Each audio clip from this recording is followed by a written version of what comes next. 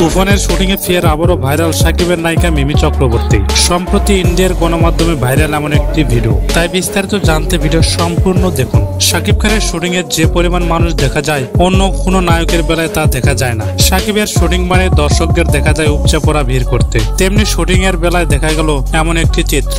জানা যায় দর্শকদের ক্যামেরায় এমন একটি ভিডিও সোশ্যাল মিডিয়ায় ভাইরাল। ভিডিওতে মিমি চক্রবর্তীকে অনেক সুন্দর ভাবে দেখা যায়। সাদা শাড়িতে মিমি চক্রবর্তীর সাথে সাকিবকে ভীষণ মানাবে বলে মন্তব্য করেছেন অনেকেই। কলকাতায় শুটিং হওয়ায় সাকিবকে দেখার আগ্রহ বেড়েছে ভক্তদের, কারণ কলকাতায় সাকিবের লক্ষ লক্ষ ভক্ত আছে।